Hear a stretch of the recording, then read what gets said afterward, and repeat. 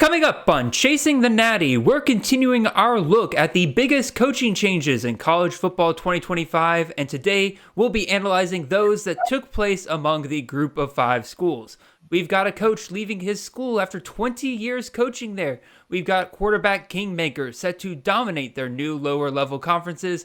We've got 2 former championship winning coaches taking on their shots at the FBS level. Lots of interesting systems and players to discuss today. We have all of that and more coming right after this.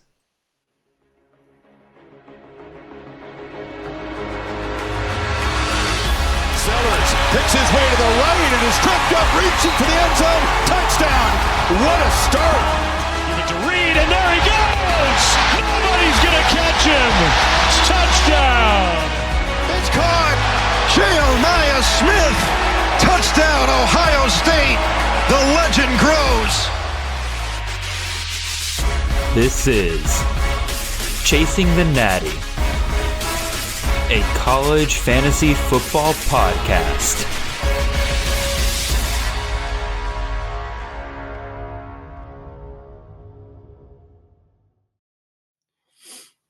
All right, welcome in everyone. This is Jared Palmgren, host of the Chasing the Natty podcast. I hope you guys are having a wonderful ride to your work on this Monday morning. We are the College Fantasy Football Podcast on the Campus of Canton Podcast Network. You can find us on all of your podcast feeds and on YouTube every Monday morning during the off season at 6 a.m. sharp. If you want to support the great work we do here, head on over to campusofcanton.com, subscribe there.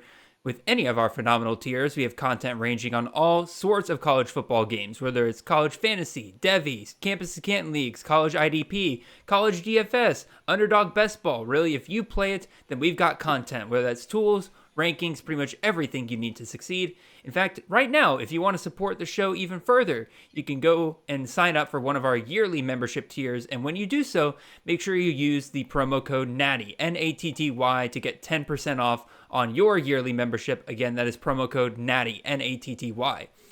If you can't do that, you can show us some love just by leaving a like, a comment, and subscribe on the YouTube side of things. And if you're on the podcast side of things, make sure you leave a 5-star review. Make sure you're following the show.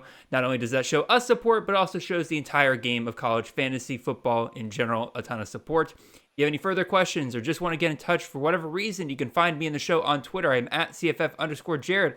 The show is at Chasing the Natty, and joining me today is Mr. Luke Probasco, one half of the G5 Hive. You can find his show on Twitter at G5 Hive, as well as Luke himself at Probasco Luke. Luke, welcome onto the show. I have to ask, Luke, normally when I get the G5 Hive on here, I usually get both you and Justice, but you are coming on here solo today, so does that mean I get G 2.5 Hive, or do I get G3 Hive and then Justice is G2 Hive? I think you get G5 Hive. Me and Justice on the same wavelength most of the times. I did make sure to check in to see if there's any coaches that you wanted me to make sure to talk about, but it sounds like we're going to be covering most of them. But yeah, thanks for the shout out on our socials. We're on X. Run Mondays live at right about 10:30 p.m. Eastern time zone. I'm here in the Central. Wearing my Hawkeye. I'm doing a little bit of both. I've got the G5 Hive hat, but then my Hawkeye sweatshirt because everyone loves the Hawkeyes. Just incredible football that they put on each and every Saturday that I know everybody loves to talk about, especially when it comes to fantasy. Oh yeah, college fantasy people love Iowa. There's no tomorrow. In fact, I think you guys have the record for just the best receivers every single year. Yes. So, yep. Definitely no sarcasm in that whatsoever. But again, you guys do a great job over at G5 Hive. I love what you guys have done the last couple of years, really providing some great knowledge that is really hard to come by. So if you are a fantasy player, obviously if you are listening to the show, you more than likely are, you have to check out G5 Hive. Y'all talk fantasy, but you really do just a lot of G5 coverage just in general, right? And in fact, your Worker Bee series, in my opinion, has been a revelation for just the G5 Hive or G5 in general because of just how much information you're able to get out of there. Are you guys doing that again this year? Yep, that is the plan. Here next week is spring break. For me, taking the kids, we're going to Florida and going to Disney World, and then after that, it's kind of locking in on getting all that shaped up. So there's probably only about a couple more weeks left of the G5 Hive before we are just no longer doing the live Monday shows and doing all those worker bee series and getting everybody lined up for those, because those go into a lot of them. But like you said, they're for everybody. Oh, yeah.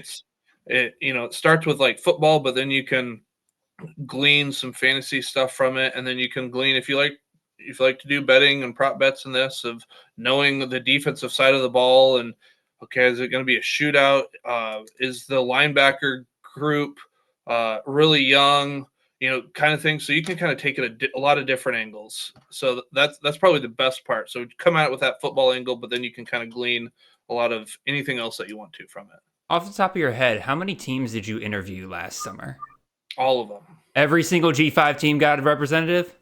Yep, with the exception of Oregon State and Washington State, mainly because they do not feel like they are G5 for last year at least. This year we've got to represent. I wonder, are they changing their tune this year? Haven't found out quite yet.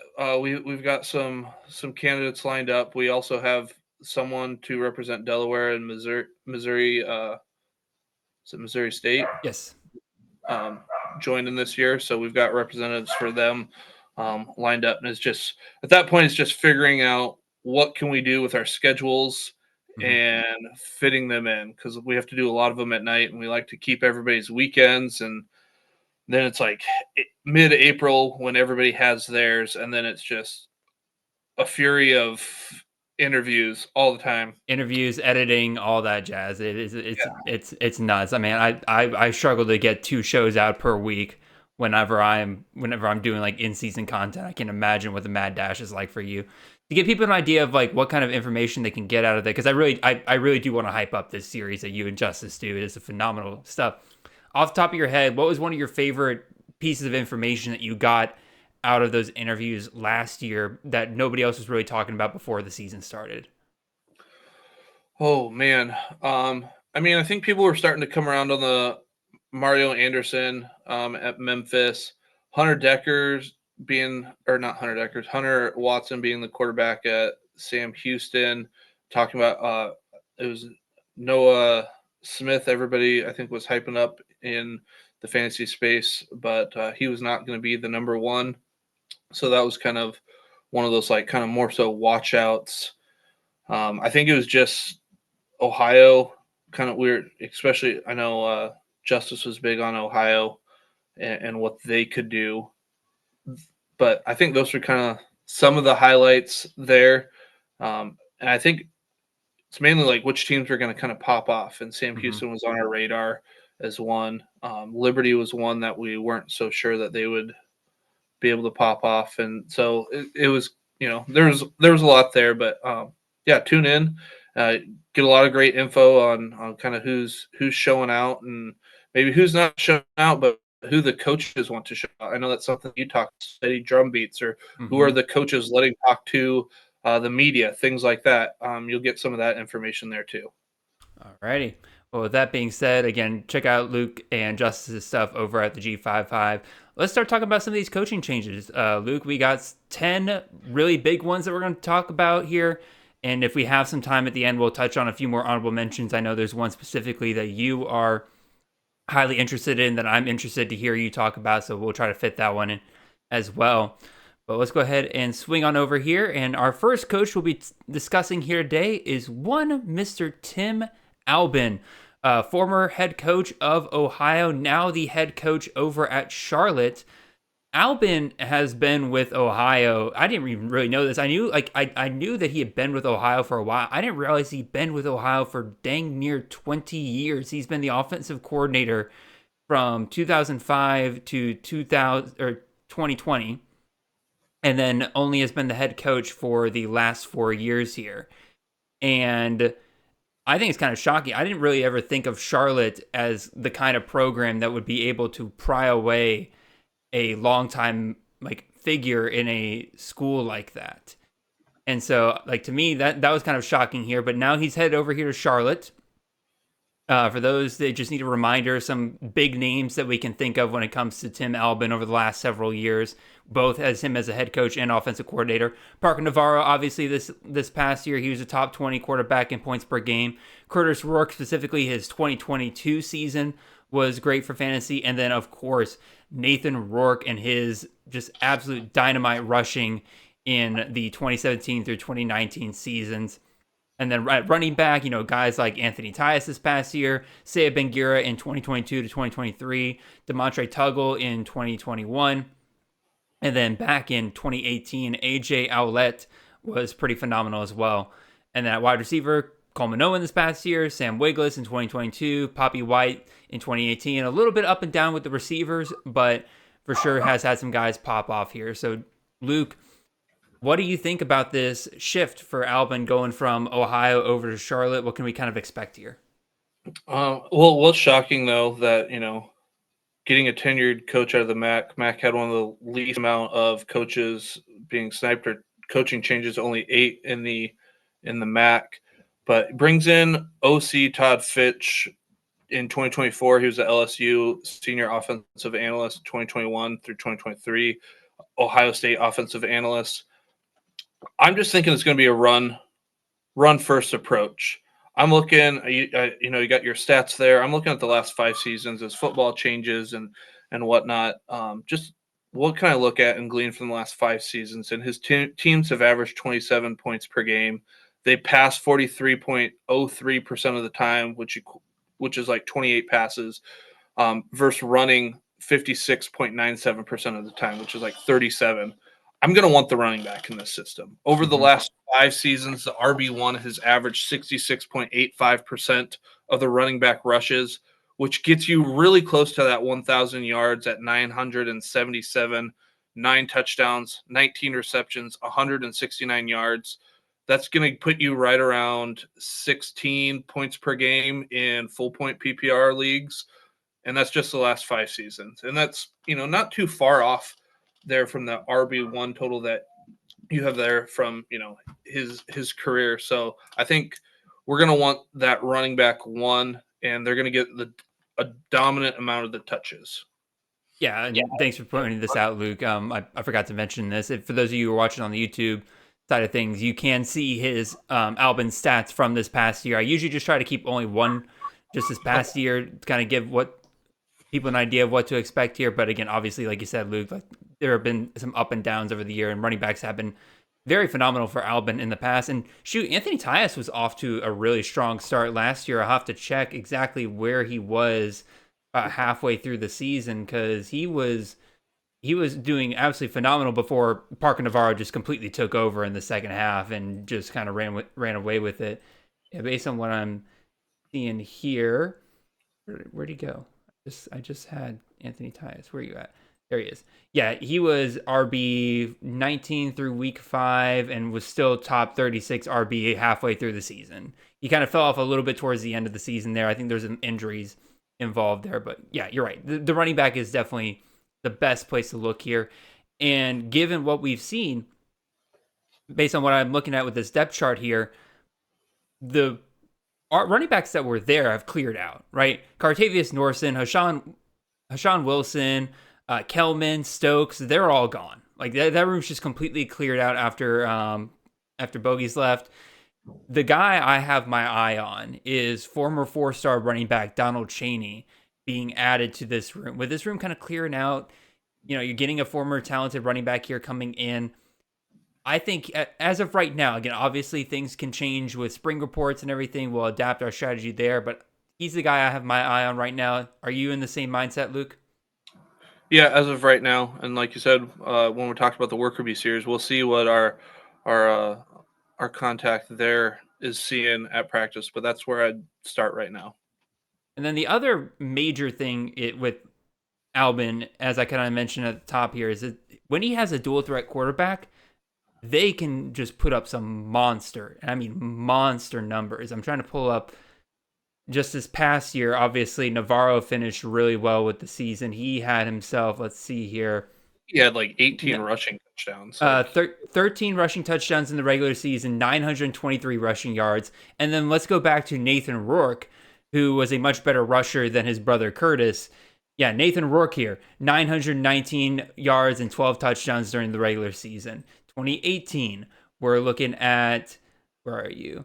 110 rushing attempts, 968 yards, and 13 touchdowns there. And then you have to think there's no way he can do it a third year in a row. Well, guess what? He sure did. Nathan Rourke here, 119 rushing attempts, 951 yards, and 21 touchdowns on the ground in 2017. If we got a dual threat quarterback here, there's no reason not to take the shot late here. The two guys I have my eye on here. Connor Harrell, former 3-star quarterback out of North Carolina, transferred out of North Carolina after 2 seasons there. He's coming in here. At least so far, he is the one that's kind of shown a little bit more rushing capability between the two quarterbacks we talk about here today. He's averaging 7.2 yards on the ground. Obviously, some of that comes from a big run in his freshman season there. He's gotten 2 touchdowns on the ground. Versus Grayson Loftus is the other quarterback coming in here. For those of you who don't remember him, he was a true freshman quarterback that got a lot of run in 2023 with the Blue Devils there. He averages about 2.2 yards per attempt. Neither one of these guys are really a zero in the running game. But do either one of these guys really inspire you enough, Luke, to go and take a flyer on them late in a draft? Connor Harrell for sure, especially with the things that we were hearing around North Carolina. What was it, last year or 2 years ago, when talking about the, trying to be that quarterback one, and, whether you believe it or whether you're not, he's an athletic kid, and I tend to lean towards Connor Harrell. All righty. And then any receivers that really stand out to you here as a guy to take a shot on? Because again, as I mentioned before, it's been kind of hit or miss with receivers. Yeah. It really kind of takes a special talent to really stand out. I looked at the receiver room. I didn't really see anybody that stood out to me. What about you, Luke? No, I'm really just focusing on, like, as of right now where we're sitting at in March, running back's what I want. We'll see how word comes out about the quarterbacks, and then we'll wait and see approach on the wide receivers as of now. All righty. Let's move on to our second coaching change of this episode, and that is going to be discussing Mr. Zach Kittley, the former offensive coordinator of Texas Tech, now getting his shot at head coaching over at Florida Atlantic, who just fired Tom Herman this past year. I think this is a name that a lot of college fantasy people might be starting to get tired of hearing about, because they've been waiting on him to have a great offense. And last year, we finally got one. He was 7th overall in yards per game. His offense was there at Texas Tech. Didn't look quite like what we normally come to expect with Zach Kittley, right? Obviously, Taj Brooks was a huge part in that offense. Taj Brooks been phenomenal for fantasy the last 2 years with the insane volume that he got. Not quite as efficient in passing. They were 10th in passing still, 290 yards per game there. He's now over here at Florida Atlantic. The thing that kind of gets people excited here is not only is Kittley coming here, but it seems like he's adding some pieces that really will fit well into this system. Namely, Caden Veltkamp, the former quarterback out of Western Kentucky, who just had himself a top 30 quarterback season this past year, as well as his partner in crime, Easton Messer, who plays in the spot that we all want to have when it comes to the Zach Kittley system, the slot. So, Luke, I'll ask you, are people right to be excited about Caden Veltkamp and Easton Messer in this system? Are you expecting Kittley to hit the ground running here at Florida Atlantic, or do you think it might take a year or two like it did at Texas Tech? I think you're right to be excited. I mean, knowing the playbook is a large part of this. Getting that connection with the quarterback, wide receiver, having that helps. When you go to a party and you don't know anybody, but you brought your buddy, sometimes you just kind of stick with them. So yeah. I feel like that helps. Now, whether they hit the ground running or not, I mean, I might take a little bit. We might be a season too early on FAU, but I like what they are doing. The past 4 seasons for Kittley, I don't think Houston Baptist played in 2020, so that's why I only use 4 seasons. His teams have averaged 35.85 points per game, passing the ball 55.4% of the times versus running at 44.6% of the times. So that what that percentage equals is they're throwing the ball about 42 times a game and they're putting up more than 30. So whether they're great or not, they're going to get there from volume. I think you've mentioned that in the past. I'm honestly surprised we're not talking about FAU and Kitley first, because I know how much you love what's potentially here. Yeah, I want that wide receiver one in this offense. Over his last 4 seasons, they've averaged 82 receptions, 1,052 yards, and 7 touchdowns. What's not to like? The only part that is something to be conscious of, it's still really good, but he likes to utilize the tight ends more in the red zone. The wide receivers usage in the red zone drops to 63.46% from a 78. So between the 20s, they're at 78.4, or I guess not between the 20s, but from the goal line to the 20 is 78.45% usage in those wide receivers, and then they drop. Now, the national average for utilizing wide receivers in the red zone in FBS and FCS going back to 2016 is 68.34. So when I say that they're at 63.46, they're just a little bit below national average.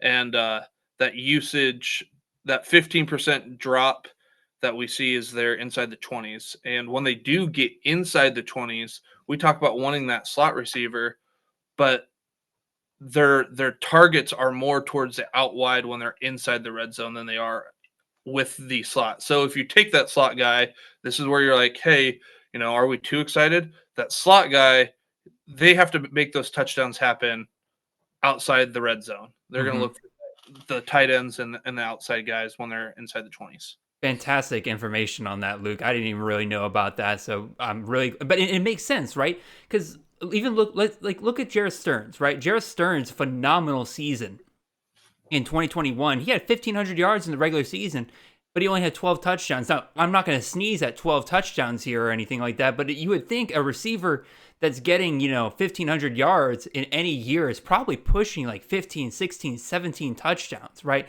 And you're 100% right. Like Mitchell Tinsley was kind of getting more of those like red zone outside targets there once they got down near the red zone. My initial thought on this slot receiver as well was like, I'm like, okay, maybe it takes a special talent, right? Because I've seen Easton Messer play over the last couple of years, and I've never really came away super impressed with him.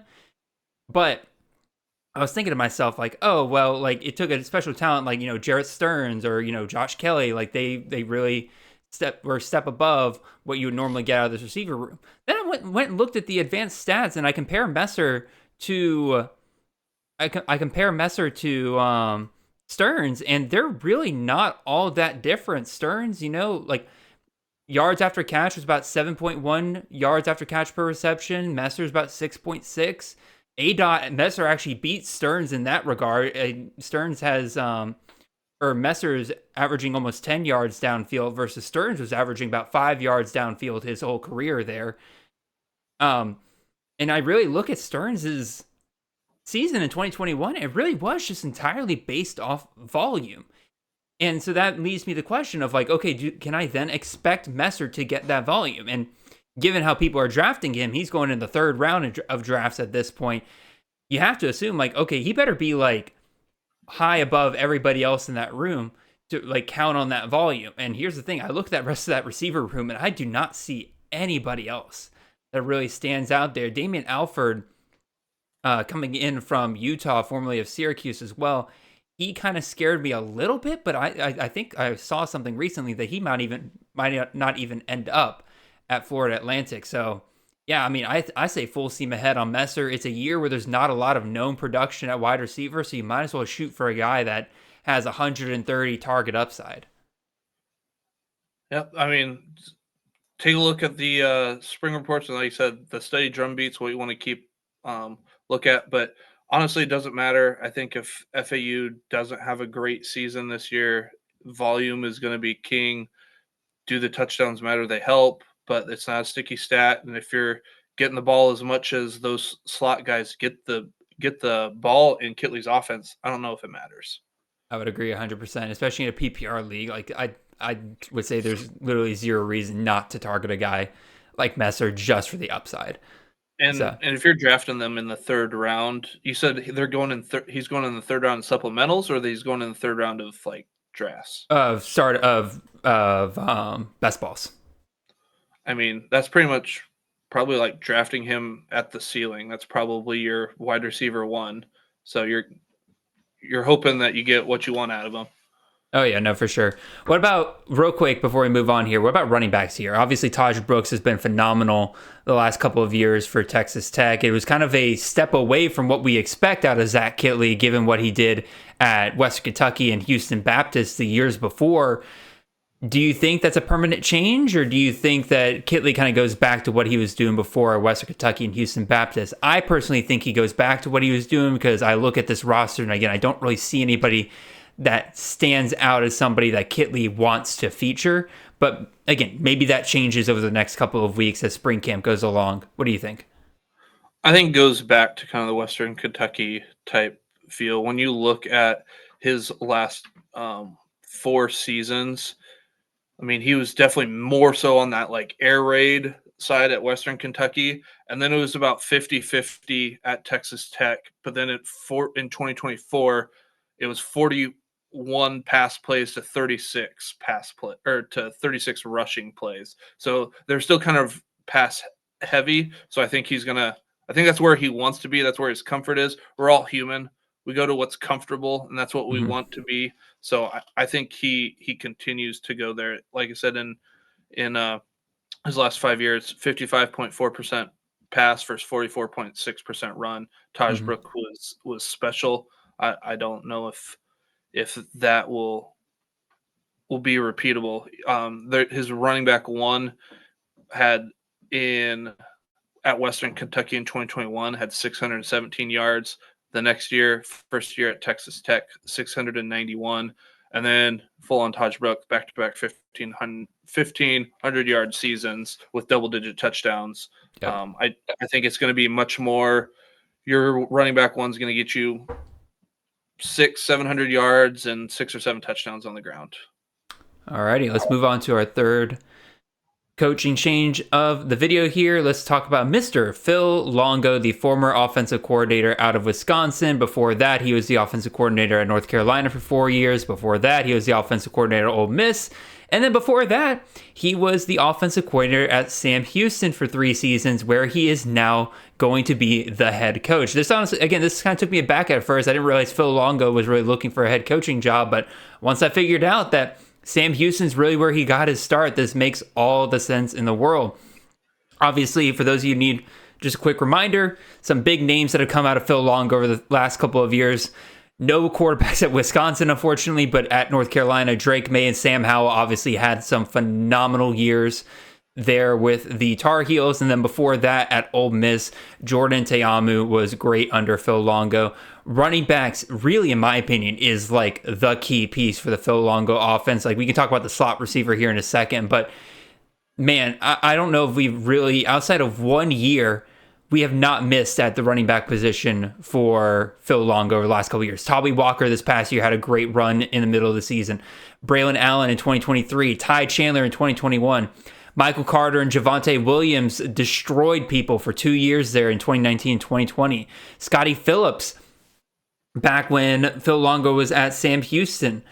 And then, or no, not Sam Houston, at Ole Miss. And then Jordan Wilkins the year before. And then Corey Avery. Now we're back at Sam Houston. He was still producing, 1,400 yard backs here. And then obviously at wide receiver, I just mentioned a second ago, the slot receiver is typically what you want to target here, right? Josh Downs in 2021, 2022, De'Ami Brown in 2020, Daz Newsome in 2019, AJ Brown in 2017 and 18. And then you go back to, the Sam Houston days where Jedediah Lewis was a phenomenal piece or a phenomenal receiver for this offense for 2 years in a row there. So Luke, super consistent between 2015 to 2022 for Phil Longo. Unfortunately, the receiver and the quarterback doesn't seem as consistent given what the last 2 years we saw here at Wisconsin. I'm personally of the mindset that had to do with some kind of tug of war going on between Luke Fickell and Phil Longo and how to run that offense. What do you think? Do you think that we'll kind of see that production come back for the quarterback and the receivers, or do you think that's kind of a permanent change here? I think it comes back. I think there's going to be value to be had at quarterback. I think there's going to be value to had at wide receiver one. You touched on the running back. I think that's like I want pieces of this team. I was big on Sam Houston last year.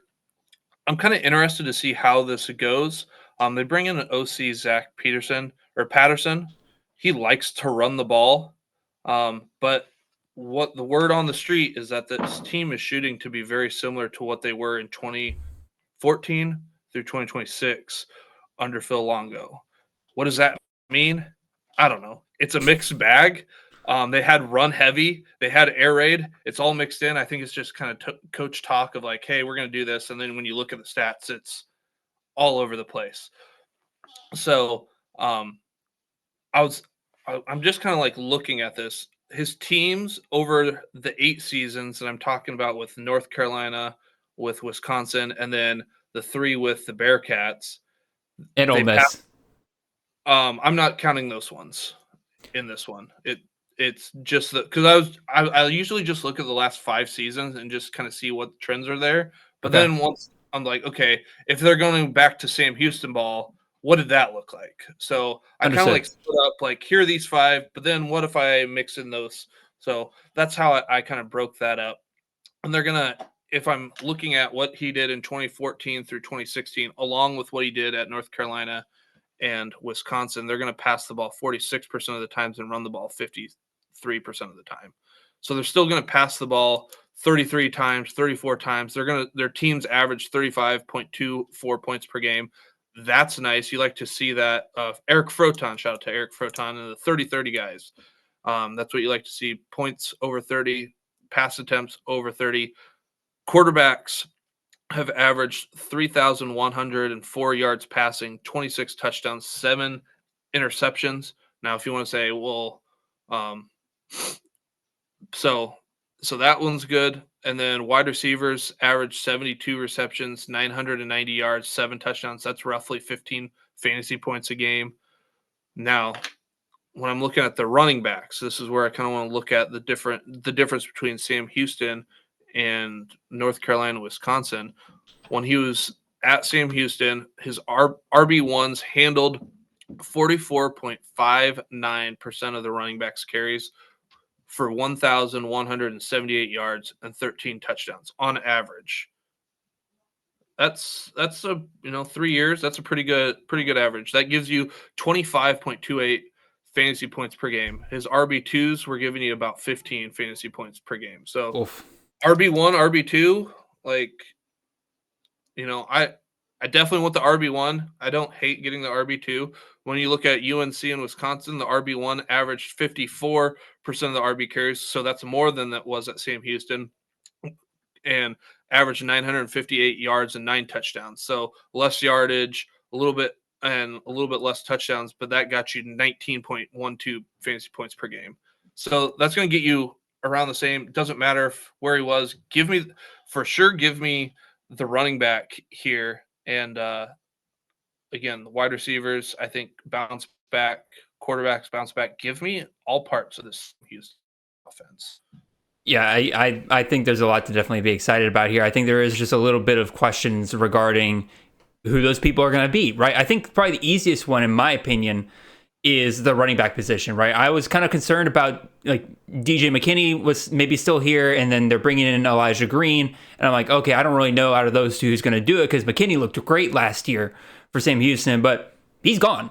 McKinney is transferred. He is out to New Mexico now to just add another name to that New Mexico running back room, which, by the way, I should tell everybody out there, stop drafting Scottrey Humphrey so dang high. That running back room is pretty stacked.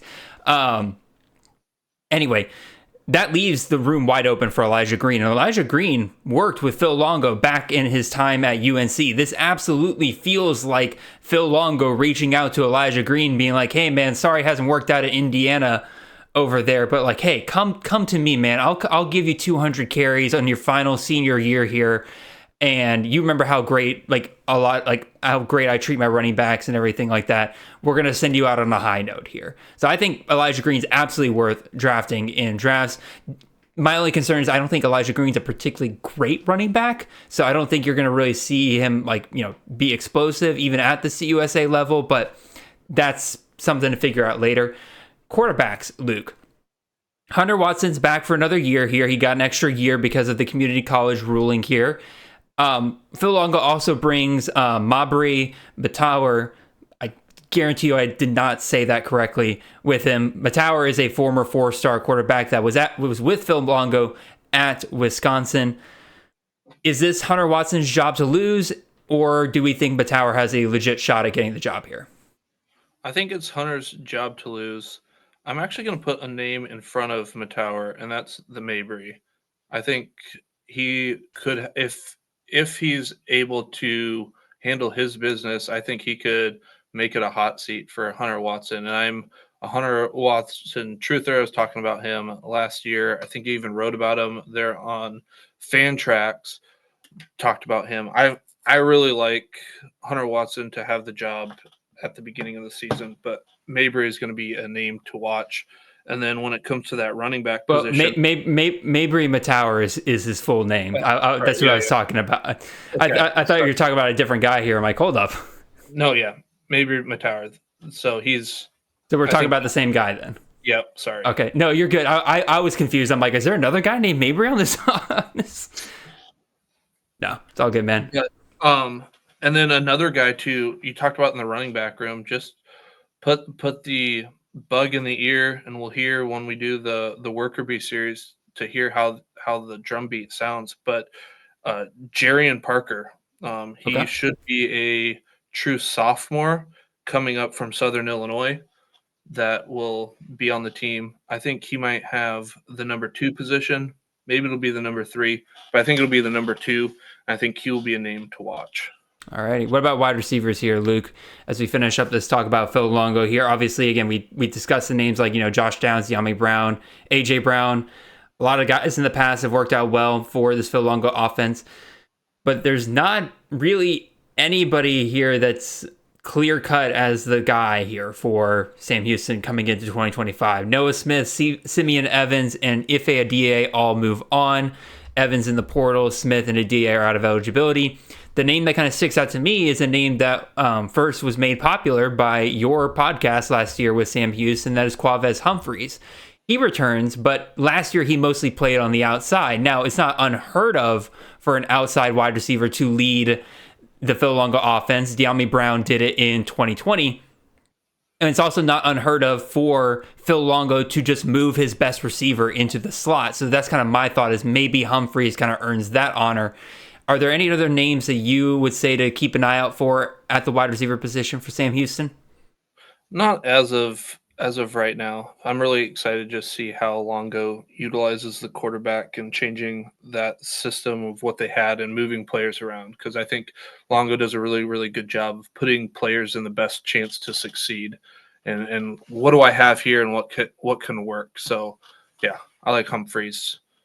I'll throw one name out here real quick that I just found, and that's Caleb Black, the former 3-star wide receiver that was at Arizona State. Usually I wouldn't have really even bothered with that, but Caleb Black does specifically play in the slot, so just something to keep in mind. Excuse me, I can't speak. Let's move on to our fourth coach here we're going to discuss here today, and that is Mr. Rick Bowie, the former offensive coordinator out of Abilene Christian, now the offensive coordinator at Western Kentucky. I think this is now the 5th year in a row that we have been discussing the offensive coordinator change at Western Kentucky. They literally change offensive coordinators every year, it feels like at this point. Before we get too far into this, I do want to apologize to Rick Bowie, who I know is a fan of the show, clearly. I am so sorry for this picture that I had to use here. This unholy love child between, what's his name? Tim Robertson, I think's his name, and Eminem. This is the best picture I could find of Rick Bowie, and it is not a very good picture, so my apologies, Mr. Bowie. Anyway, with that out of the way, like I said, Western Kentucky it feels like every year we get a new offensive coordinator. If every year they find a way to give us some really good CFF potential in those offenses. Obviously, between Zach Kitley, Ben Arbuckle, most recently we saw Drew Hollingshead and them try to do their best. But now they go and grab another guy that, in my opinion, is the best hire they've made over the last 3 years. Rick Bowie has been phenomenal for Abilene Christian. In just one season, they produced immediately for them. If you took the stats from last year and applied them to the FBS level, you would see an offense that would be 6th in overall offense in yards per game, 9th in passing offense, 55th in rushing offense. And then if you go back to what Bowie did at his previous stop before Abilene Christian, where he was the offensive coordinator for Valdosta State for 2 years, in 2023, he was top 10 in passing among Division II schools. And then in 2022, he was top 25 in both passing and rushing. So very excited to bring him here to tie him here with Coach Helton. Should be another air raid style system here. He also brings with him his quarterback, Maverick MacGyver, who is pretty much locked in to be the starter as far as I'm concerned. Luke, what are your general thoughts on Rick Bowie coming to Western Kentucky here? Share a lot of the same sentiments. He was an offensive analyst under Holgerson and worked with Jake Spavital at West Virginia, worked with Holgerson at Houston in 2021. So it's going to be kind of a lot of the same things that you see there. His teams over the last 3 seasons averaged 35.76 points. They pass the ball about 36 times a game, and they run it a fair amount too, with 32 times a game. Like, I want that quarterback. I want Maverick MacGyver, and maybe up to 2 wide receivers. If we hear drum beats out of this camp that 2 guys are showing out, because he's shown that he can run an offense that supports 2 wide receivers. His quarterbacks have averaged 3,607 yards passing, 30 touchdowns, and 8 interceptions. Wide receiver 1 averages 62 receptions, 950 yards, and 6 touchdowns. I like what they're doing there in at Western Kentucky, and I'm excited. Like I said, if there are 2 guys that have a steady drumbeat, I might be interested in taking whichever is the cheaper one of the 2 if one guy gets steamed up too much. Yeah, I think that the 2 names that are really kind of standing out to people right now, with both Easton Mester and Keyshawn Johnson moving on here, that wide receiver room, in my opinion, is pretty wide open. And the 2 transfers that are coming in, I think, are the names that I have my eye on the most here. Andrew Henry coming up from the FCS level. He's on the outside, which, given what we've seen over like last year with Rick Bowie, those outside guys seem to be the ones that get the most benefit here. They also bring in Cody Epps, a former wide receiver out of BYU. He'll play in the slot there. And I think that's another spot to really kind of look out for, because really all of Helton's teams over the last couple of years have featured the slot position. So I think both of those guys are ones to look at.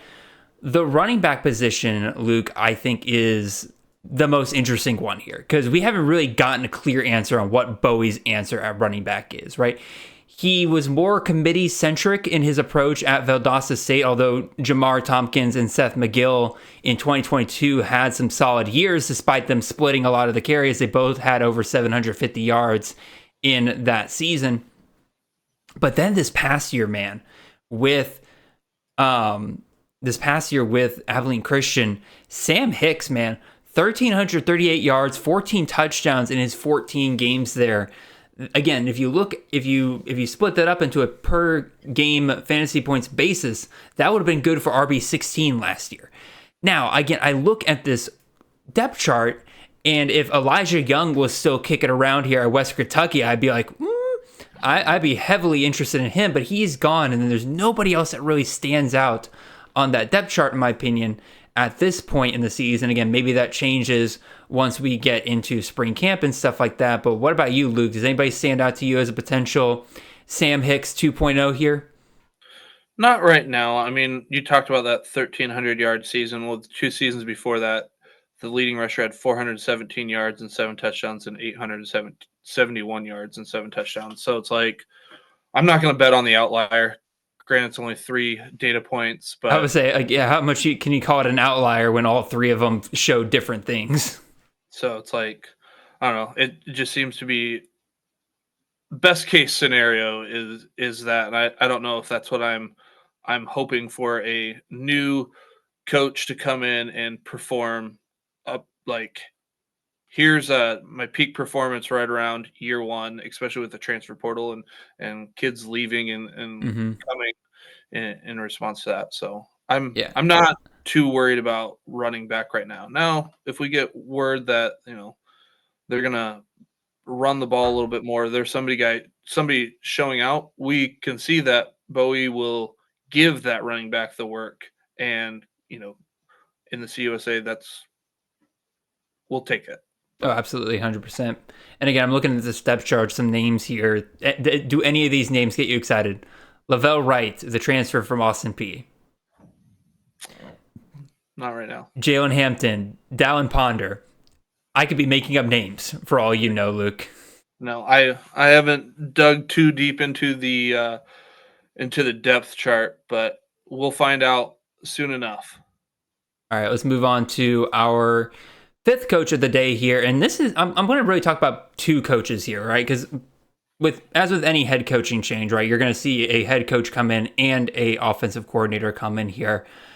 And I am kind of split on how I want to read this coming into the 2025 season. So we'll start with who the coach is. I should probably mention the name, and that is Matt Entz, the former linebackers coach at USC, now the head coach of Fresno State. You might be thinking, like, this is not inspiring at all, Jared, linebackers coach. No, Matt Entz before that was something far more important, and that he was the head coach of North Dakota State for 5 years following the reign of Chris Klieman. During that time, Matt Entz won the FCS championship twice, and his overall record as a head coach was 60-11.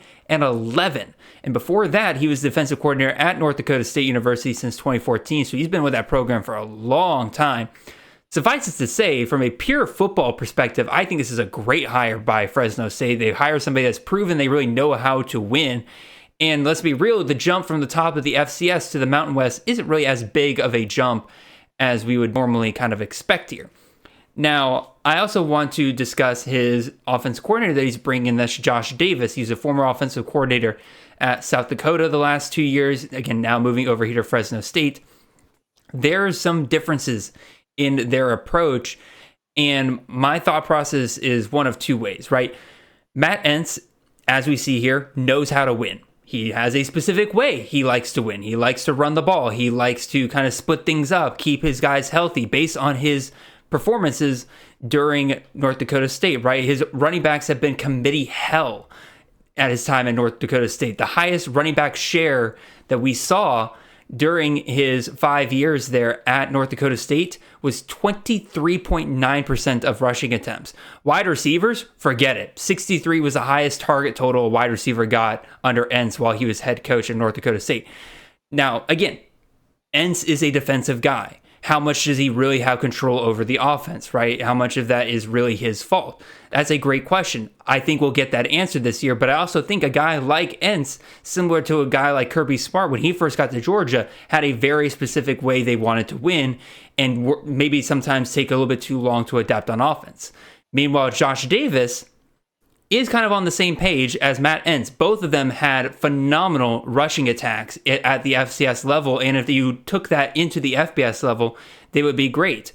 In 2013, under Entz, the North Dakota State Bisons averaged 252.3 yards per game. That would be 3rd in the FBS last year. And then in 2024, Davis with South Dakota ran for 231.9 yards per game. That would have been 7th last year. So clearly, this is going to be a team that wants to run the ball.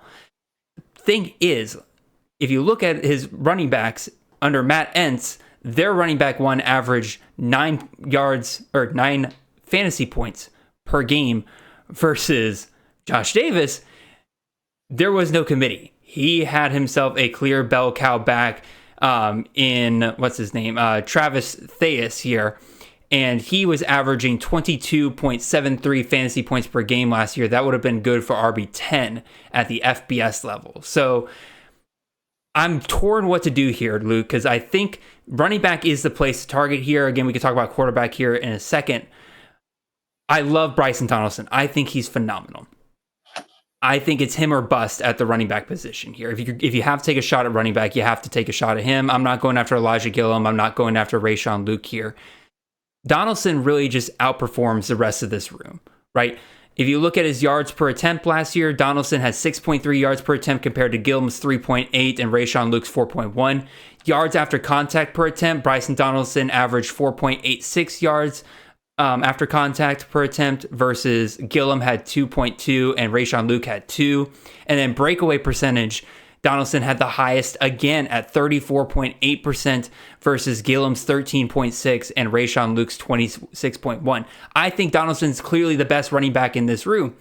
The question is, who wins out this kind of struggle fest here? Is Entz going to insist on a committee, or is Davis going to let Donaldson run wild? I've ranted for a while, Luke. What do you think is going to happen with this backfield? I think Entz brings in Josh Davis and leans on Josh Davis. I think Josh Davis is going to be the one calling the shot. So I'm more so in the running back. Like, hey, if I've got to pick something in here, if I'm going to take that swing at this on this team, all I really want is running back. I don't really want anything else. And then depending on how risk adverse you want to be, how soon do you want to take Donaldson versus not? And if you lose out on him, like you said, you got to take a stance. And Josh Davis, he's got a running back that will handle 54.2% of the rushing attempts. He's going to get you roughly 1,000 yards, 12 touchdowns. They'll even use him out of the backfield, 30 receptions, 270 yards the last couple of years. Like, I think that is something I'm slightly worried about with Donaldson, is that Donaldson's not good in the receiving game. And I mentioned as much in our new freshman and supplemental guide over at Campus to Canton. There's my plug-in for the day. And I mentioned that Donaldson, in my opinion, is at risk of just being in a 2-down role, because he really is just not good catching the ball at all. Now, maybe that changes this year with another off season under his belt here, but I think that's kind of my major concern. And one of the things that Fresno State has been known for is having a running back, and that's just kind of what they do. So I think Fresno State culture is a little bit different too. Like, they like to have a coach that has been within the system. They like to hire within, and you're not hiring within here. So I think, doesn't have anything to do with fantasy football, doesn't really even have anything to do with kind of real football, but it's like the fan base, if you want to get them excited about stuff, do you want to do things that are like totally different, or kind of what they know, and depending on if you're winning or losing kind of helps determine which way you go. True enough. But I think maybe that's where they start out is running the ball, and that's why I think they start with, the Josh Davis approach, and I think Donaldson will be the guy there. So you mentioned earlier that, like, Donaldson's the only guy you're interested in here. I want to throw out Joshua Wood as somebody to keep an eye on here, but the big problem is they bring in E.J. Warner. And E.J. Warner, if he wins the job, I don't want any part of that. I think his ceiling is extremely limited. And we've seen what Josh Davis does with his quarterback one whenever they are a pocket passer. And that's a abysmal 14.4 fantasy points per game. Right? But Entz, during his time at North Dakota State, had Christian Miller, and Christian Miller is a dual threat guy, and he did phenomenal. He was averaging 23.28 fantasy points per game last year, not last year, in 2023, and that would have been good for QB 24 that year. Joshua Wood is a dual threat guy. At least, again, I don't think he's anything like, crazy good or anything like that, but he had 132 rushing yards last year, went in limited run, and got 46 rushing yards and a touchdown in the bowl game. So if he gets the job, he'll start. So he's personally who I'm rooting for, because if he wins the job, I think he will be a pretty solid asset for fantasy. So, but again, you don't bring in E.J. Warner for no reason. So another guy I would just keep on the radar running back wise I'll be kind of interested to see how the drumbeat goes. But Devon Rivers, uh, one of the many Rivers that have been with the Bulldogs. I was say, is this number 3? Because like it was like Ronnie, and then there was another one, and so I got Rivers number 3. Yep. So he has 2 older siblings, Ronnie being one of them, but Ron Rivers is his dad. So this is another Rivers that is there. He's a smaller back, but I know previous regime really liked him. So we'll see how things go here, but that could be a name to watch or listen for. Yeah, and then for those of you who are wondering, wide receivers, I want no part of this. The wide receivers sucked last year. They didn't really bring in anybody that I think is going to change the outcome of that room. Wide receivers have not been productive under either Entz or Davis, so I'm just like, my hands are up in the air. I don't think just Josiah Freeman truthers out there. Y'all can keep drafting them. I'm not doing so. Let's move on to our next coach here. We'll talk about Mr. Bronco Mendenhall, the former head coach of New Mexico. Before that, he was the longtime head coach of Virginia. He just got done making New Mexico's offense an absolute powerhouse last year, including the likes of Devin Dampier, Eli Sanders, and Luke Wysong, who would have been great if he had just gotten more than one touchdown at any point during the friggin' season. But we've seen Mendenhall over the last several seasons that he's been a head coach. We've wondered if it was Robert Anae. Some have kind of wondered, is it Jason Eck now? Like, at some point, we just got to see that Mendenhall knows how to hire good offensive coordinators, and he knows how to run himself a really good offense, especially when he has a dual threat guy. Think of guys like Brennan Armstrong, Bryce Perkins, Devin Dampier this past year. Other receivers have been great, especially the slot guys, Luke Wysong, Alameda Zacchaeus, Dontavian Wicks. But some really, really good guys under Mendenhall. Most recently, we finally gotten ourselves a pretty good running back with Eli Sanders this past year. So, Luke, with Mendenhall coming here to Utah State, who are you excited about again, we just saw Mendenhall hit the ground running in year one at, let's be honest, a absolutely terrible situation at New Mexico. He turned absolute crap into gold over there. I don't think there's any reason not to expect Utah State to hit the ground running under Mendenhall in year one. So who are you excited about? I really want to focus in on the quarterback play this year. You talked about earlier, like what are some hits that we had in the Worker Bee series? Luke Wysong and Devin Dampier were a name that we talked about, and they had a great season. Like you said, Luke would have been great if he would have had more than one touchdown. But his teams, by Broncos teams, averaged 31.88 points per games over the last 5 seasons of the 1 year at New Mexico, and then his time there at Virginia, 2016 to 2021.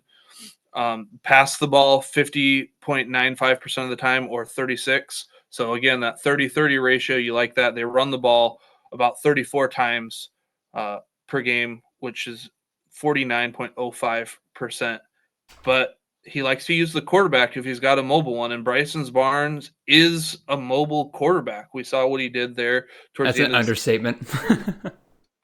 So, I mean, obviously, I think he played the game against USC. Might have been his first go.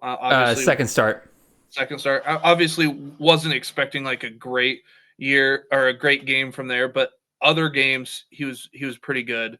So I really like Bryson Barnes in this offense. Now, if I'm looking at, if you want to look at running backs, we'll see. Running wide receivers, I guess I could get interested in that. Because obviously if Bryson's going to throw the ball, he's got to throw it to somebody.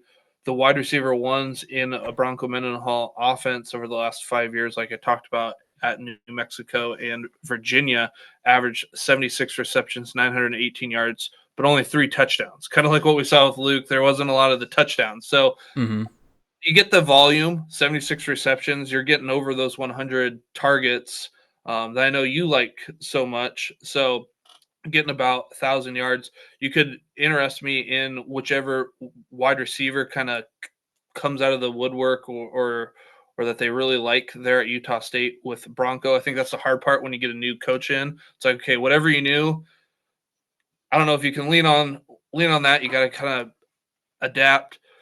And it's about 50-50 when it comes to the red zone of what they are looking at attacking from a wide receiver spot, whether it's the slot or a wide receiver. When they're inside the red zone, and I'm talking about Bronco Mendenhall in those 5 seasons, he looks at the slot 34.6% of the time versus out wide 36.13% of the time.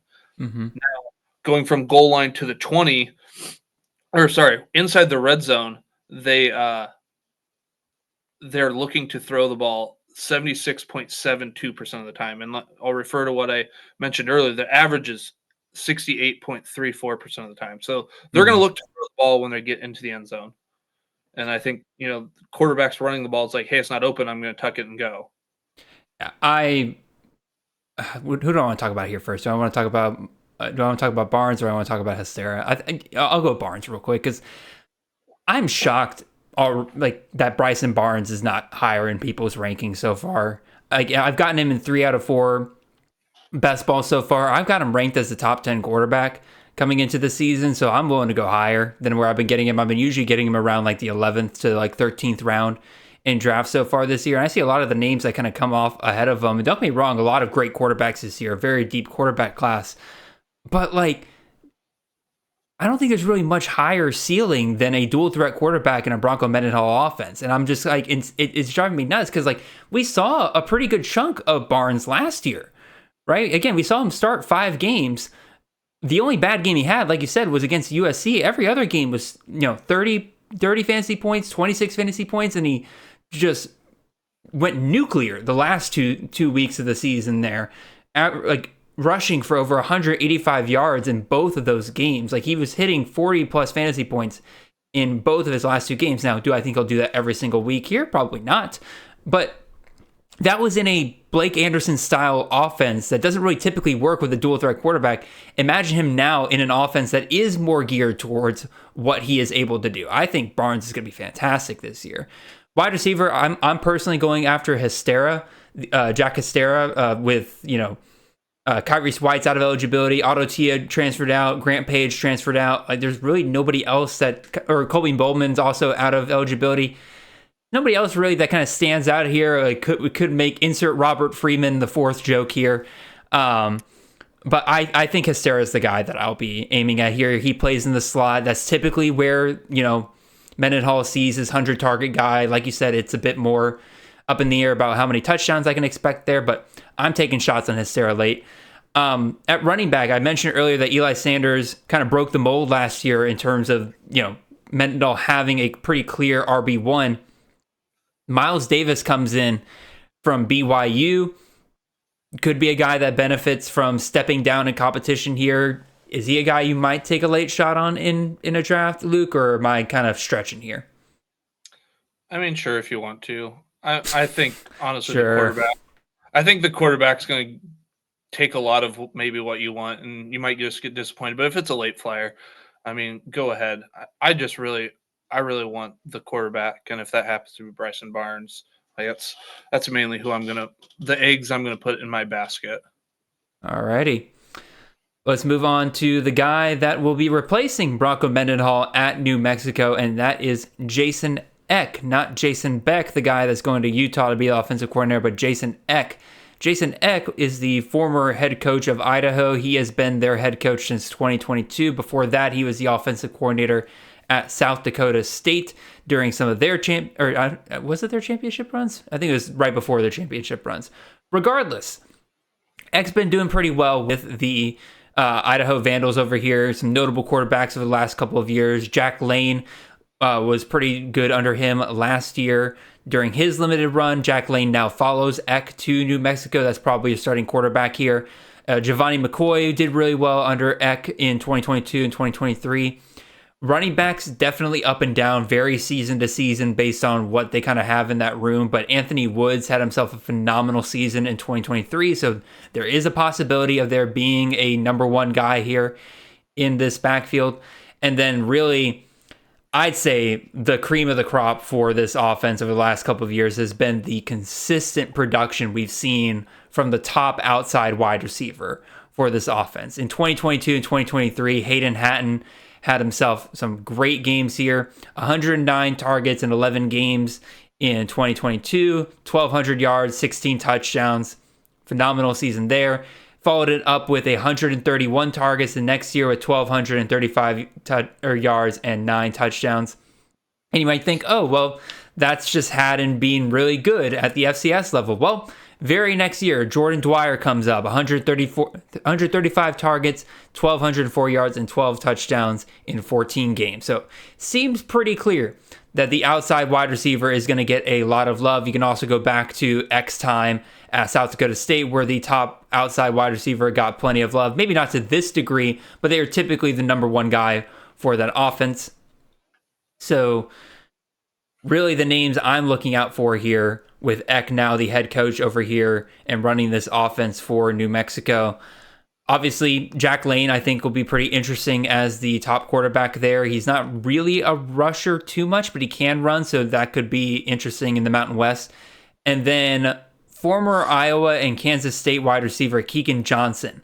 As of today, March 9th, 2025, I think he has the best shot at being that top outside wide receiver, and I think he's absolutely worth a late flyer in drafts.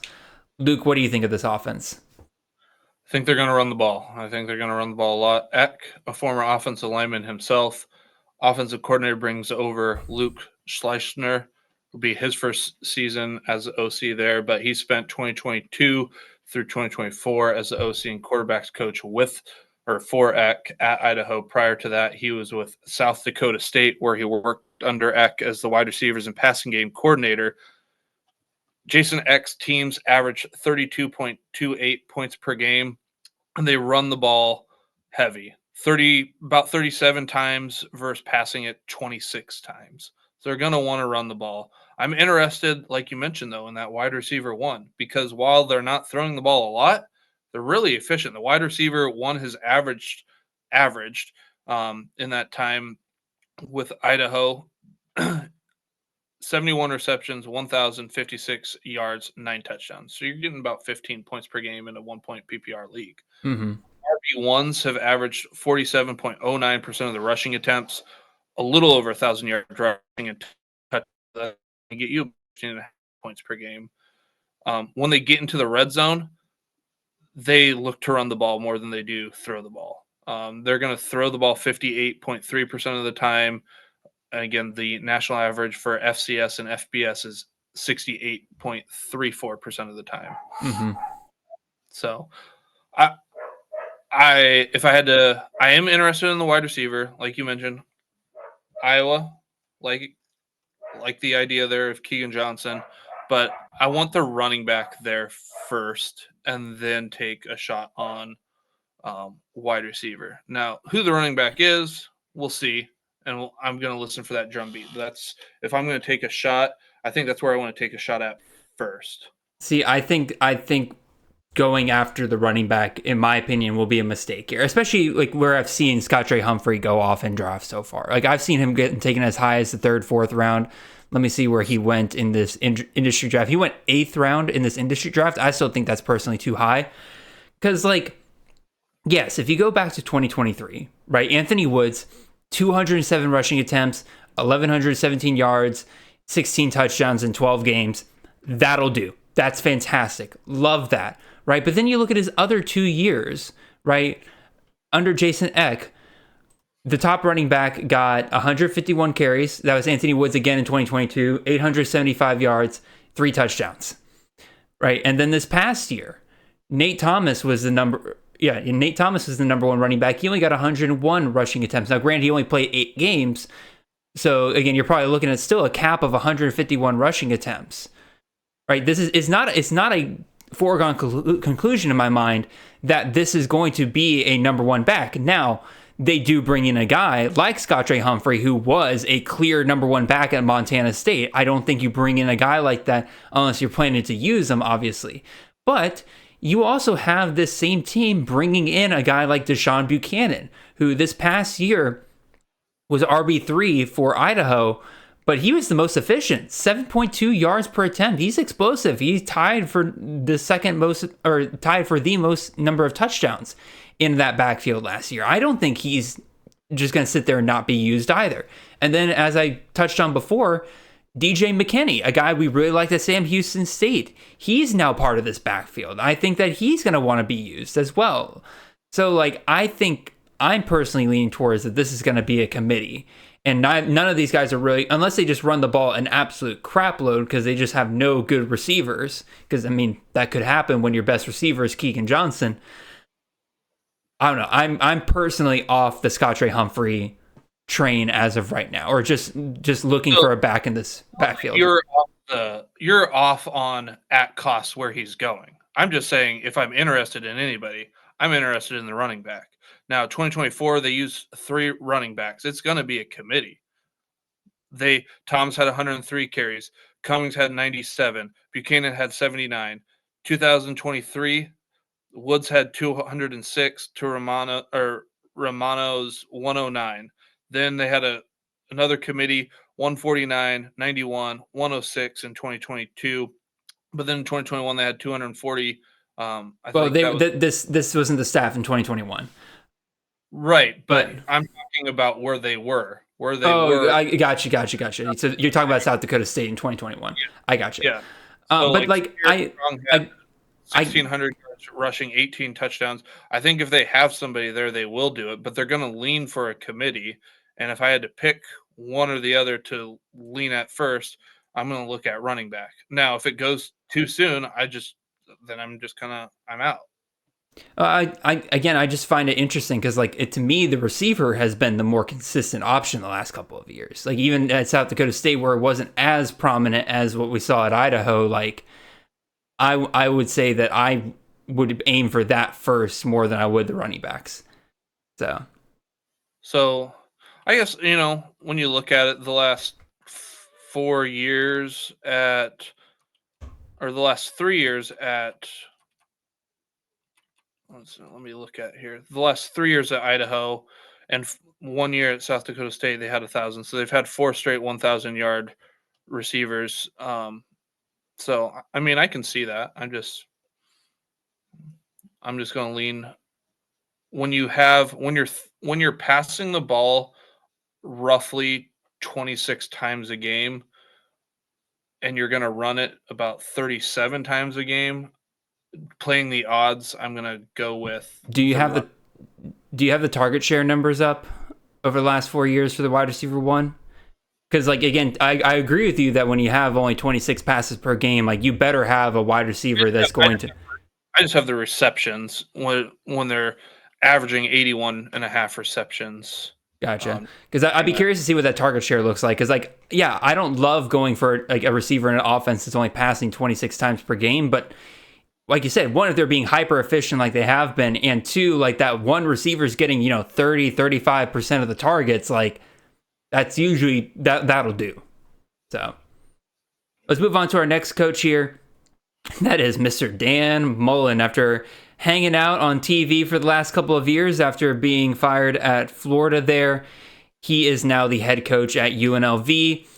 Mullen is a certified quarterback kingmaker in the CFF space, both at Florida and at Mississippi State. He has turned really crap into gold several times and turned silver into, I don't know, electronium or whatever some of those sci-fi currencies are. I can't think of them off the top of my head, but think about guys like, Emory Jones in 2021. He was a top 25 quarterback for that year. Kyle Trask was fantastic in 2020, throwing 40 touchdowns during the regular season. Need I say more about the likes of Nick Fitzgerald in 2016 and 2017, and before that, Dak Prescott 2014, 2015. Guys, Mullen was producing quarterbacks with 1,000-yard rushing upside out the regular. That is the piece we need to get in this offense. Because at running back, Aris Williams in 2017 was good, but otherwise it's been crap. And wide receivers, I thought Kirby spread the ball around. Mullen loves to spread the ball around with his offenses as well. So I'm aiming for quarterback and quarterback only here at UNLV. The question just becomes, who is it? Is it going to be Anthony Calandria coming over from Virginia? Or do we roll the dice on Alex Orji, who absolutely can run for 1,000 yards? The problem is he's going to pass good enough for the Mountain West. I don't know. Luke, What do you kind of think here? What's your roll of the dice? I'm going to lean Calandria, but this will be one to tune in to the Worker Bee series to get an idea of maybe what's actually going on there, because you can read stuff and whatnot, but when you listen to these interviews, you can kind of glean a lot from what's said and what's not said. Like you said, all I want is a quarterback, but I think I'm going to lean Calandria because he typically does have a quarterback who can throw.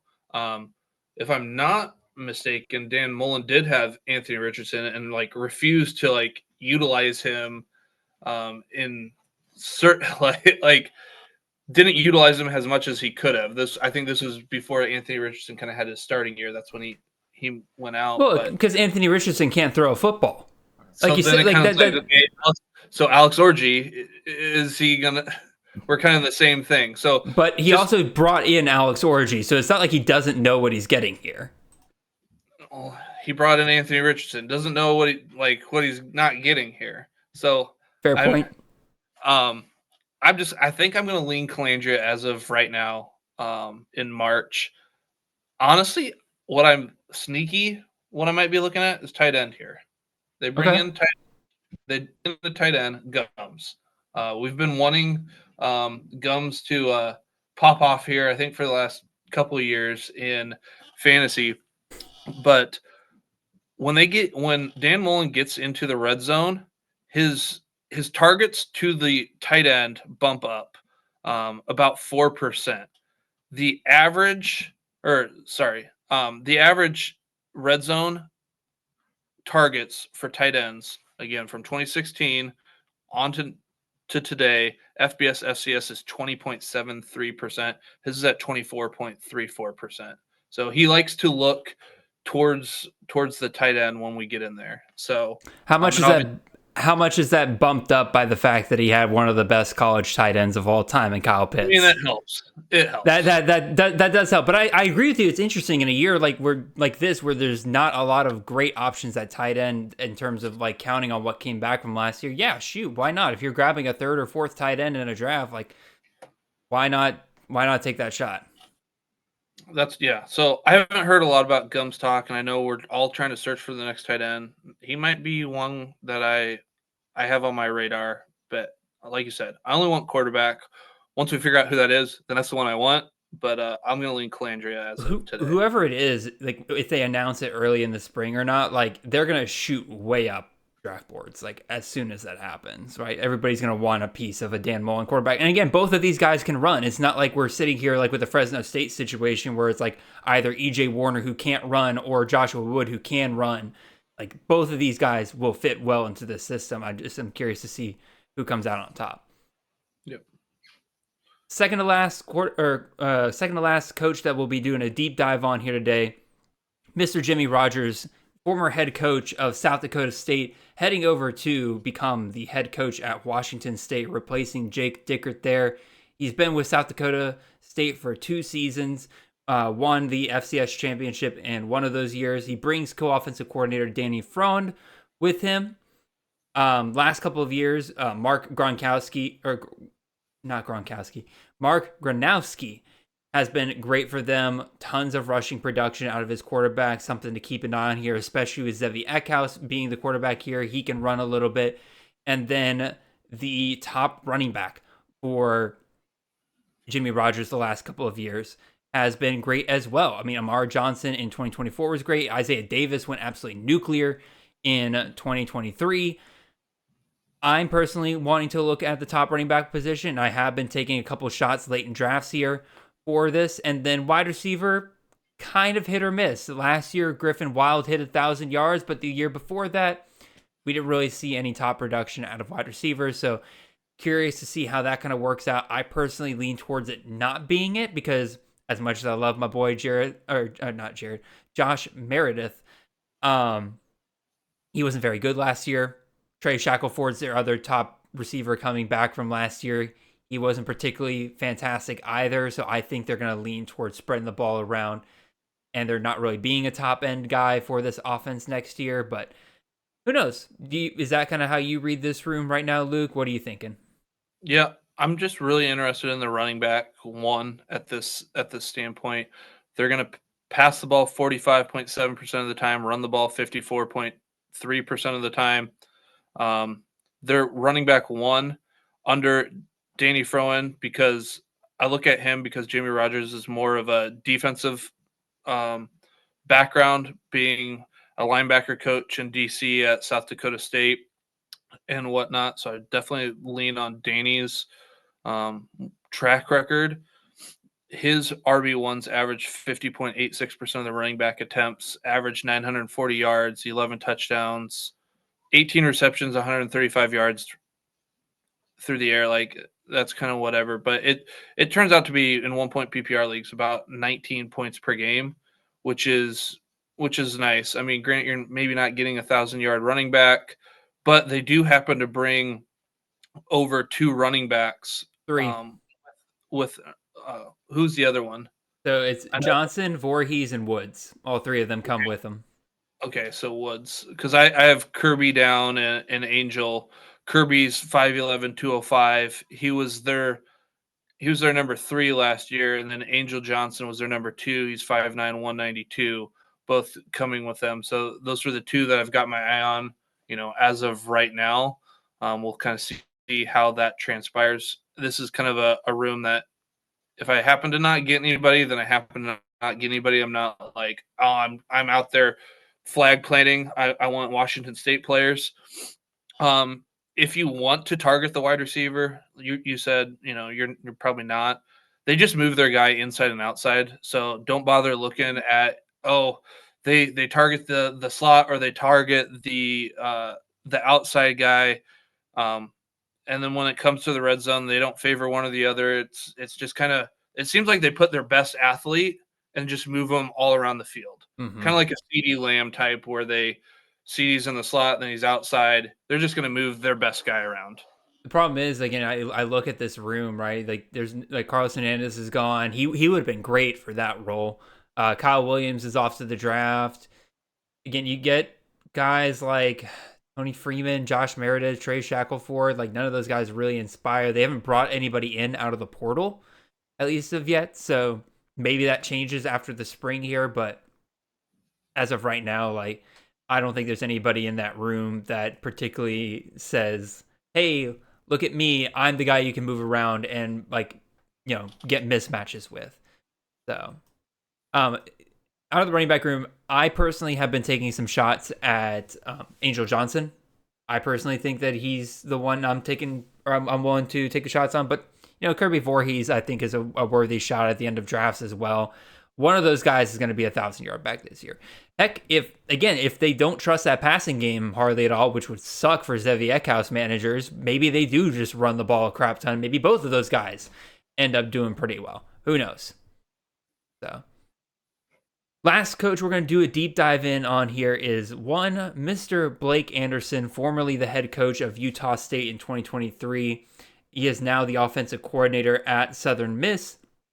Obviously, the history here with Anderson has been great for CFF, not so great if you're, looking for things like morals.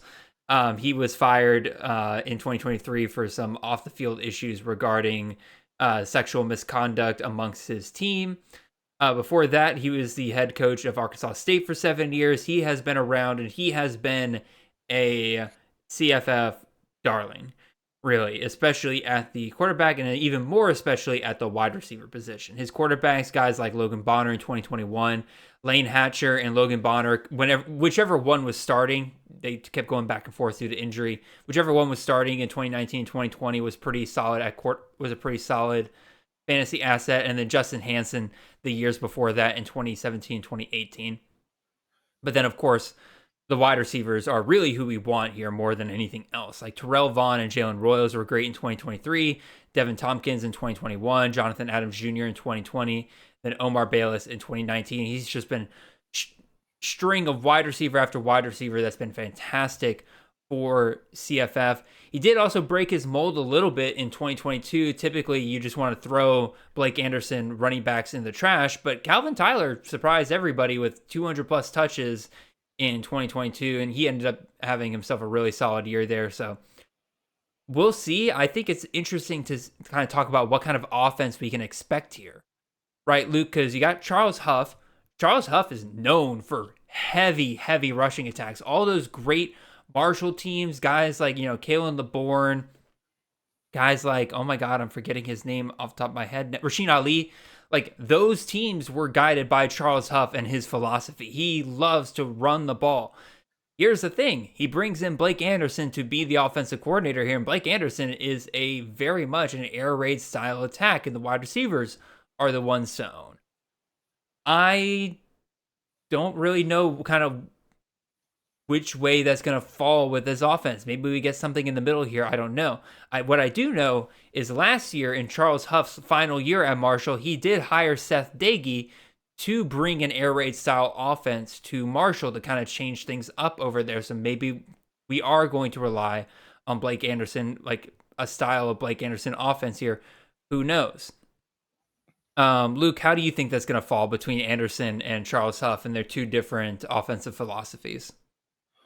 I lean Blake Anderson. I don't think you bring in Blake Anderson if that's not what you want. It's like, a very risky hire, kind of like a Bryles hire, right? Where it's like you don't bring him in not to, you don't bring in that baggage if you're not going to let him cook. Yeah. Plus, like, you don't go out to eat at a pizza restaurant or something if you just want like Jack's frozen pizza. Like, I don't know, man. This is a story I don't think I've ever told on the podcast before, but my family makes fun of me for it every single time. But when I was younger, my older sister just got done with a softball tournament, and she was absolutely starving, and she wanted to go to this place in Chattanooga called Armando's, which, by the way, if you're ever in Chattanooga, look up Armando's. It's fantastic. They had really good burgers, like really good Americana food and stuff like that. I being the little crapper that I was, threw a fit and said, like, I want Mexican food. And so, like, we went to Mexican food, and my evil, I didn't do it on purpose, but we get to the Mexican restaurant and order chicken fingers. And my family is so mad at me. So is Charles Huff going to the Mexican restaurant here and ordering chicken fingers with Blake Anderson? I have no clue. It just seems like if you're going to a new school, like, and this is your first hire, that's what you want to do. And I'm going to take a stance, and maybe I totally miss it, but I'm going to go with, like, this is a Blake Anderson type season. Blake Anderson's teams, when I'm looking back at his last 5 years coaching, when I look at Utah State and the last 2 at Arkansas State, at 30 points per game, they pass the ball and run the ball a lot. Now, whether they pass the ball 48.23% of the time, but that's still like 36 attempts a game. So they're running the ball about 38, throwing it about 36% or times a game. I'm definitely interested in the wide receiver one. Their wide receiver one under Blake Anderson over the last 5 seasons, 88 receptions, 1,265 yards, and 11 touchdowns. Averaging 1,200 yards a season is psychotic. So you're getting 20 points, fantasy points per game. I've got some interest in the running back one. This is going to use a committee, but the RB1 averages 42 yards per game or per year and 5 touchdowns. So you're not going to get a whole bunch of the touchdowns. I feel like that's because heavily weighted by Calvin Tyler, right? Because Calvin Tyler had 1,200 yards. Give me a second here. Pulling up my spreadsheet here. They Calvin Tyler. Yeah, that would have been the 2021 season, right? 2022. Or the 2022 season where he had 1,100 yards. He had 253 attempts, and then 2021 he had 196. But they like to use like even last in 2022 when there's Booth and Faison, he likes to use a committee approach. But then when you look at Arkansas State, Murray had 170, Jones had a 84. 2020, Jones had 132 to the next of 72. So they're going to definitely like just a committee approach. And definitely I want the wide receiver one. And when you talk about taking a late stab. Like I might look at an RB1 there here at Southern Miss, whomever that may be. And when I talked about that running back one only having like 5 touchdowns, when they get into the red zone, they throw the ball. Mhm. Talk about this stat, who gets utilized in the red zone and whatnot. When they get to the red zone, they throw it to their wide receivers about 80% of the time. Good So like God. So, like, if you're getting a running back, it's just because you need like the yards and whatnot. You're not necessarily banking on the touchdowns. So you want the wide receivers. Now, when they get into the red zone, they target the slot 33% of the time, and they target the outside 45% of the time. So when they're in the red zone, odds are that it's going to go to the outside. So that kind of begs the question here about like who to target then, because I'm like, if I've been in a couple best ball drafts already, not a single one of the guys that we're about to talk about have been coming off in drafts. Maybe I've seen somebody take a late shot at Braylon Braxton at quarterback, which I do think is interesting. A dual threat quarterback in a Blake Anderson offense could be fun there, right? But running back, we'll kind of go through that real quick. If this is a Charles Huff offense, like then yeah, you want the RB1, but like as you just mentioned, like if it's Blake Anderson's offense, probably don't want the RB1. Matt Jones comes in from Ole Miss. Jeffrey Pittman comes in from Mississippi State. I don't think either one of those guys really stand out to me as, potential workhorse back potential. And then a wide receiver, this is far more interesting in my opinion, because it's like a clash of two cultures coming in. We're going to have like West Side Story going on here in this wide receiver room, because Tyshawn Chapman and Elijah Metcalf come in from Marshall with Huff following him. And then Blake Anderson brings in 2 former wide receivers of his, with Micah Davis coming in from Ole Miss. Before that, he was with Anderson at Utah State. And then Grant Page comes in from Utah State, who was also there during Blake Anderson's time there. So those are 4 receiver names between Chapman, Metcalf, Davis, and Grant Page there. Luke, who are you targeting among those guys? Oh, that's tough. I mean, I guess if I'm going to pick that it's Blake Anderson's offense, I'm going to lean with Blake Anderson guys. So if that's how I would kind of take it as of now. But this will be one of those which rooms to look at. And then when we're doing our Worker Bee series, this will be one that you want to pay attention to. So I I'm going to 100% lean agree. whoever Blake Anderson brings in, that's who I want right now. Sounds good.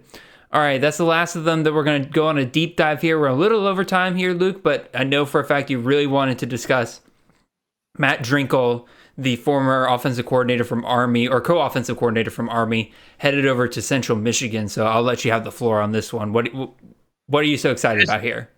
Again, promoting the Worker Bee series. Like, this is just something I want to pay attention to, because Matt Drinkle spent the last 6 seasons as an assistant coach and offensive line, co-OC with Jeff Monken there at Army. He brings in a co-OC in Jim Chapin, who spent the last 3 seasons as an OC and QB coach at Eastern Washington. 2020 average 442 yards per game, 35.8 points per game. But then they had a whole bunch of injuries to the wide receiver, which then they had to focus on their running game, which then they averaged 229 yards per game rushing. Then they bring in another co-OC, Derek Fulton. He spent the last 6 seasons as an OC at NAIA Grandview University in Des Moines, Iowa. Fun fact, only about 15 minutes from my childhood home. He went 56-5 in his 6 seasons there at Grandview University. His 2024 team had over 3,000 yards rushing, 42 touchdowns. In their NAIA championship game, they had 353 yards on the ground, only passing 132 yards in their 35-7 win. Grandview quarterback this last season had 704 yards rushing on 160 attempts. It was an outlier year. Typically, they don't have a rushing quarterback, but they typically have a 1 running back or 2 that they pound the ball with. But it shows me that the coach, if they have an athlete and no great options, they're willing to use them. Drinkle's mentioned that he wants to be more of a spread option, but I just don't know if that's what they have there, which leads me just to think Jaden Glaser, a freshman last year, I'm interested in him because he's a far better rusher than he is a passer. You've got all this stuff coming in from Army and what they've done. Now, I don't think that's what the kind of offense that they're going to run, but I'll be kind of curious if this is just, hey, we want to do spread option, but what can we do? Jaden Glacier is a name that I'm just going to kind of keep my eye on. I want to hear what goes on in camp, but that's just something the coach speak and what they have aren't matching. So I'm just kind of, do we try to fit a round or a square peg in a round hole, or do we go with what's working for us? I mean, anytime you have the potential of a 700 plus rushing quarterback, I think you have to keep that in mind. And as we've seen with Central Michigan the last couple of years, like they've never been able to really throw the ball, right? Like they just don't have the personnel there. That seems like none of their receivers really step up over there. I do think that definitely a name to keep in the back of mind of drafts going into this next season. But again, it's a very deep quarterback class, so I wouldn't spend very high on him like hardly at all. At least of right now, unless we start hearing, absolutely glowing things like you said in the spring. So, all right, Luke, we're at the end of our show here. Appreciate you coming on, man. Again, remind everybody out there, like what it is you guys do at G5 Hive and everything, what kind of stuff you're working on, anything new that might be coming out this season. What do you got? So you can find Justice and I on X, Twitter, whatever you call it, at G5 Hive. Every Monday we go live at 10:30 p.m. Eastern. We're on YouTube, doing that live, on X, doing that live, Spotify, Apple Podcasts, wherever you listen, you can find us there. And again, we'll probably only have about 3 or 4 episodes left before we're gonna call it a quits for the off season on the live events, and we're just focusing all on the Worker Bee series because that takes a lot. We've got more teams. I think now we're up to 69, and then depending if we can get Washington State and Oregon State in there, and just coming up with these show sheets for these guys, because we almost spend about an hour. We try to keep it to a half hour, but there's just so much, and these beat reporters love talking about their team, so there's sometimes where we spend an hour. If you don't want to listen to the whole thing, on YouTube, we have them split up into offensive sides, defensive sides. So if you only want to listen to one half, our podcast will have all of them. So, but we have them all there, YouTube. But yeah, thank you for having me on. Too bad Justice couldn't made it, but hopefully I did us justice, and I love talking about G5 football. If you have any questions, feel free to reach out to Justice or I.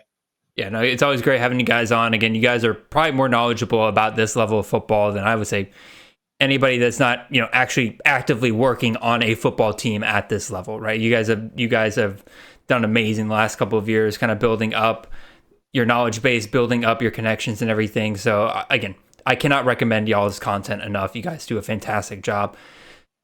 Alrighty, y'all. With that, we've come to the end of our show. Appreciate all of you guys out there for listening. If you have not already, make sure you leave a like, comment, subscribe if you're watching this on the YouTube side of things. If you're on the podcast, make sure you follow the show, leave a 5-star review wherever you can. Make sure you check out the rest of the Campus to Canton podcast networks for shows ranging on pretty much anything you can think of related to the college fantasy game.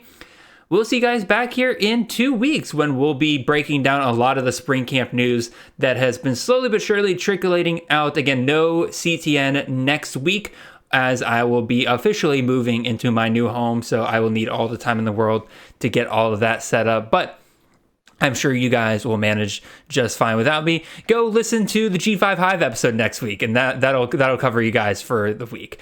Until then, appreciate all of you guys out there. Hope you guys have a wonderful and blessed week. See y'all.